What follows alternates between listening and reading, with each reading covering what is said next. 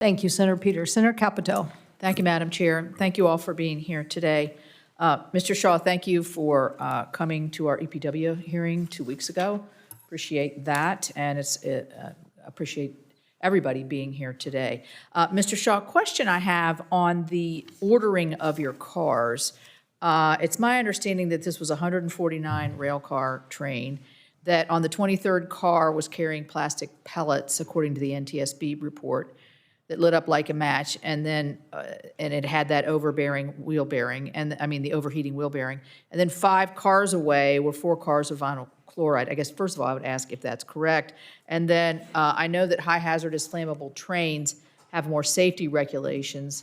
Why would this not have been characterized as a high hazard flammable train if it had this hazardous materials as part of the 149 car train? Senator, thank you for your question. I'm not familiar with the entire makeup of the train. I know that a highly hazardous train is defined by a certain number of highly hazardous cars in it or a certain number of cars in a block. Ms. Hamilton, Thank you, Senator. Amendy, sorry. Thank you. Maybe you can help me with that question. Yes, the definition of a high-hazard flammable train involves Class 3 flammable liquids only, and 20 car loads in a continuous block, which would be a unit train, or 35 car loads of Class 3 flammable liquids in a mixed freight train. That was not what was on this train. There were some that were flammable liquids, Class 3 defined flammable liquids, but this train was not a high-hazard flammable train. Right, it wasn't a high-hazard train, but it had high hazardous materials, obviously very flammable, that just lit up the sky. So That's right. is that something that you would consider that should be looked at as a safety improvement? Yes, Senator. We think that the thresholds of the 20 and 35 should be eliminated, and we think a broader array of hazmat should be in the definition of high-hazard flammable train. Yeah, it sounds like that would. Let me ask about the tracks. We had a derailment in Cabin Creek a couple years ago where the track, it got cold, and I think then it melted, and anyway, the track, it derailed there with some hazardous materials. How are we doing on track safety, and what kind of improvements might be in the future that if we look to this bill that Senator Vance and Brown have put together? Is this something we should look at? I know timber ties are what we're most still using. Is that the best materials to use? Are you looking at that at the NTSB or? Yes, and track defects remain the second biggest cause of train accidents, outside of grade crossing accidents. But human factors is number 1, train defects is number 2. Rail defects. I'm sorry, track defects. Track. Sorry about that. Track defects. And there is technology, but we also think that personnel are critical as well, and that technology should supplement, not supplant. Mr. Jeffries, did you want to address that question? Yes, thank you. Track cause being the second leading cause on main lines, we did have the lowest number of rate of incidents in 2022, but we're not at 0.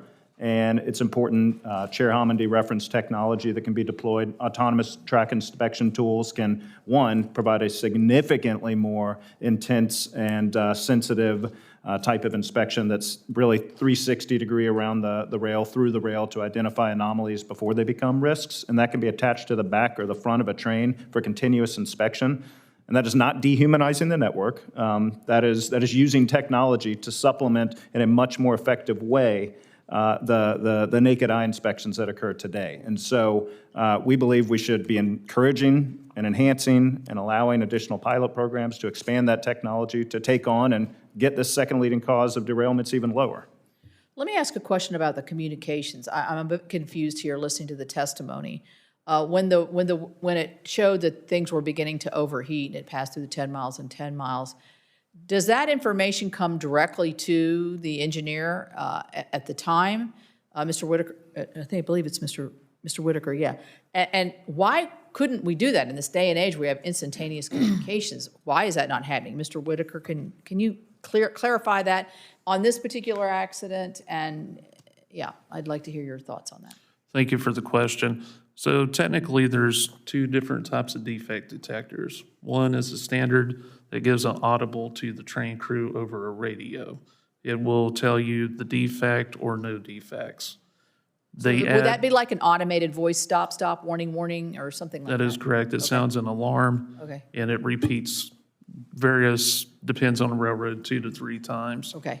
But trending defect detector technology is like a add-on to that style detector. We are not notified of a wheel trending hot on the train.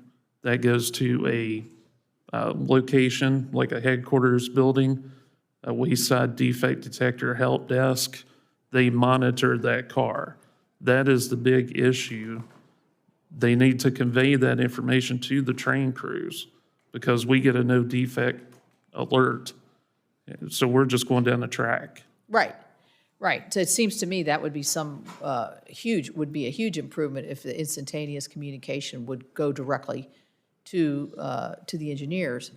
And the last question I have is, and they say never ask a question you don't know the answer to, but I have no idea what the answer to this. Would a different braking system on that train have made any difference? Mr. Shaw, I'll let you answer that one. Chair Homendy was very clear that the use of ECP brakes would not have changed the result of this derailment. Does anybody disagree with that on the panel? Yes, Chair. So I had said it wouldn't have prevented the derailment, which is true. At car number 23, it still would have derailed, the fire would have ensued, and likely you would have still had some action on the vinyl chloride tank cars. In this case, it was a vent and burn.